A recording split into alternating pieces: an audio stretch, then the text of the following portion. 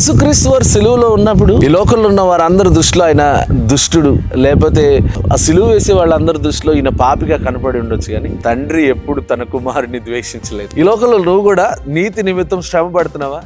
లోకస్తులందరూ నిన్ను ద్వేషించవచ్చు, దుష్టుడిగా పాపిగా చూడొచ్చేమో, కానీ నీ దేవుడు నిన్ను చూడడు.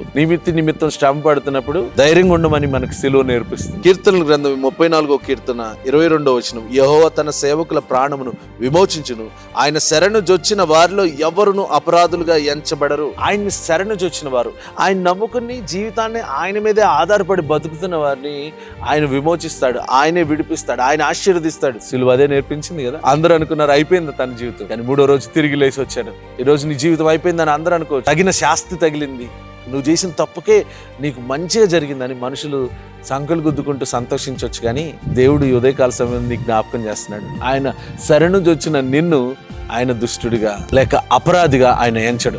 వ్యభిచారం చేస్తూ పట్టబడిన స్త్రీని కూడా, అమ్మ నిన్ను ఎవరు శిక్షించలేదా? నేను కూడా శిక్షించనమ్మా అన్నాడు. ఆయన శరణు చూస్తే ఎవరిని అపరాధిగా, ఈవెన్ భయంకరమైన చీకటి పాపం చేసిన వారిని కూడా అపరాధులుగా ఎంచడం, తప్పిస్తాడు. ఆయన శరణు జొచ్చు వారమై ఉండి తప్పించుకుందుము గాక. God bless you.